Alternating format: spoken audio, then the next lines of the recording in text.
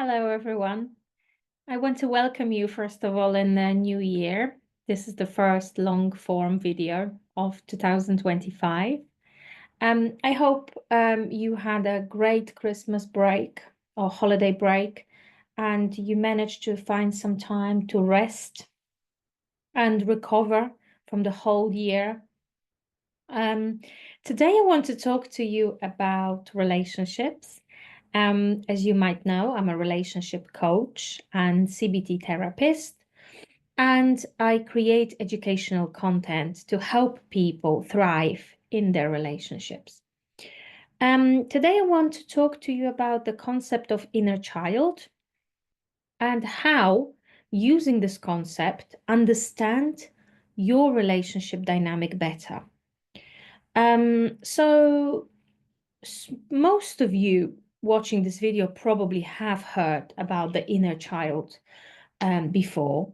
Inner child is a concept, a psychological concept that there is a part of us that represents all the experiences, memories, events, the perceptions we have of ourselves and others inside and stores it inside our body, as well as in our subconscious, and later in adulthood influences how we behave, how we react, how we connect with people.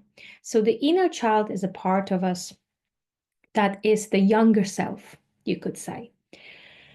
And why does this matter? It matters because most of us live in a way that is not intentional on daily basis. So most of us really follows the habits that we have stored in our mind from many, many years. Most of us runs like a little mouse on the treadmill, constantly doing the same thing over and over. And when we live like this, we don't see what we're missing out on in terms of our life satisfaction, in terms of our relationships. So what do I mean by that? The concept of our inner child sleeps inside of us and usually wakes up when it gets triggered by an event or a certain behavior in another person towards us. So imagine there is a fight between two adults, and perhaps you were in this situation before that any little comment from your partner, it might not be a big one, causes you to have a really deep, intense emotional reaction. And perhaps when it happens, you don't realize that. But afterwards, when you have calmed down, you might look back and think, why have I reacted so strongly? It was just one comment. Well, it's very likely that your reaction was the voice of your inner child asking for something that has been missing in your younger years. Usually, inner child is reminding us that we need to be seen, be heard, recognized, respected, empathized with. And this inner child really carries, all the memories, all the experiences, all the needs, whether they were fulfilled or unfulfilled, and all the wounds with you into adulthood. And when we don't proactively work on the connection with our inner child, we will have a trouble understanding our reactions and understanding our behavior and understanding our pain. Only when we connect with our inner child, we have a chance to truly heal and build fundaments and build happy, satisfying relationships with others, especially romantic ones, but not only. So let's go back to the context of romantic relationship. And I'm just going to look at my notes so I don't miss on anything important. So we said that when the simple disagreement triggers very strong reaction, it's very likely that is your inner child speaking up, desperately seeking attention, seeking understanding or validation, which it perhaps has been missing when you were a child. We all want to be seen and respected, right? Whether we are children or adults. And with when we are in a long-term romantic relationships, there is a certain responsibility that goes with it and a set of expectations. And we might feel at times like the workload is really heavy and we don't get any recognition for it. And then every little comment might come across like a criticism. It might come across like the feeling you're not good enough, the feeling that you don't matter, and you might see it as a lack of respect. And this is your inner child message to you: look at me, appreciate me. So it would be wrong to blame every time our partner for our reactions to their words or behavior. It would be wise to take responsibility for the inner child within us and reconnect with it. And this happiness that we are talking about, fulfillment and happiness with another person, really depends on two factors. One is our connection with ourselves, and two, our connection with our partner. And why is that important? It's because only when we create a healthy relationship with ourselves, when we give ourselves the love, care, and attention that we need, that perhaps was missing in the younger years, we will only then be able to see another in their struggle, in their work, in their life. Only when we see ourselves, our needs, our desires, reconnect with our inner child, we will understand. We have a chance to understand the behavior of another. So tending to this relationship with yourself is key. And how do you do that? Well, self-awareness and self-observation is obvious that it's the key factor here. So finding time and energy to be curious about your own thoughts, your own behavior is very important. Understanding your emotional triggers. Why do I react the way I react? Are the circumstances similar? Is it always with my partner that I get triggered? Understanding the wounds from the past and the needs, but also learning to self-soothe and learning to calm down your nervous system.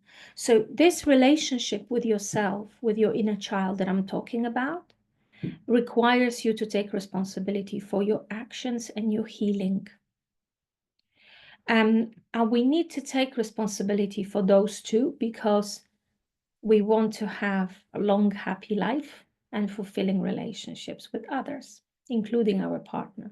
So take responsibility for your healing journey, understand your emotional triggers, learn to self-soothe and calm down your nervous system, understand your needs, your wounds from the past, understand your priorities and values as well. What do you stand up for? What do you believe in? What is your purpose, right? But also, let's not forget one very important thing, building a healthy self-worth, regardless of your relationship status. So what I mean by that is having a healthy feeling of self-worth is the absolute key to creating a healthy relationship with another. Our self-worth should never depend on the fact that our partner might be shouting at us, the fact that we might be disrespected, right? Our feeling of self-worth should never depend on the fact we are single when we don't want to be single. Our self-worth is key for our happy future. So take responsibility for your healing journey and build a healthy level of self-worth that can serve you in your romantic relationships. What about our partner? How can we look after the relationship with our partner, whether they're a man or a woman? First of all, we can create a safe space for honest and vulnerable conversation. Okay, this is very, very important. So, you might have heard that communication problems are #1 reason for divorces and stuff like that. Communication in itself is super important, and creating communication style that works for you in your marriage, that is not toxic or destructive, is very important. But what's also very important is for you to have the space in your relationship and for your partner to have a space in your relationship to speak openly about what bothers them, right? Developing this healthy communication patterns and conflict resolution, I already mentioned, is another factor. Building shared experiences and memories and plans for the future is how we tend to our relationship with our partner, is how we look after it. So we are building memories, we are making plans, we are talking about how it used to be. We also give each other respect and empathy. Okay, so that is especially important when dealing with triggers. So learning to recognize when our partner inner child gets triggered and he might start behaving like a little boy or a little girl during an argument, might be going into anger, shouting, or self manipulation or self-defense. Recognizing our partner's emotional triggers will help us start the healing journey. Because once we see a trigger, once we see them being triggered in an argument situation, we can learn to react non-emotionally to it. Take a deep breath and offer them a space to talk. And believe me, at the beginning, they might be very agitated, not nice, and shouting at you. Few minutes later, if you let them talk, they will start making a lot of sense. And the information that they will share might come across completely new to you, like things you were not aware of that they struggle with. So offer, I'm not saying forgive everything and take on their drama and accept their maybe disrespectful behavior. No, I'm saying work towards creating a safe space for a vulnerable conversation. Develop a healthy communication style and have a talk. How you dealing with arguments. Make conscious decision how you deal with arguments and conflict. Don't react to conflict every time like a child. Develop a method, develop a style that works for both of you. Understand your partner's emotional triggers, see them, recognize them, and practice patience and compassion. So these would be my tips on how to cultivate a healthy relationship with your partner. This is, of course, very important to create the sort of dynamics where both people feel free to be themselves, to show their authentic identity, and also the sort of space where both people grow independently. What else? Very, very often,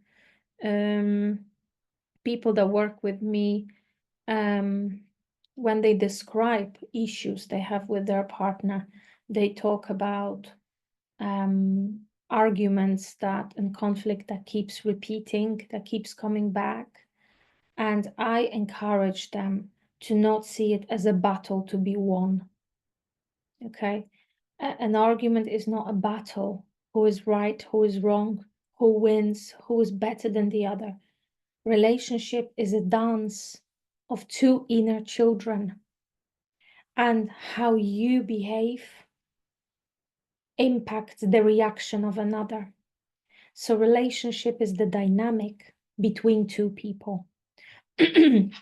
Sorry.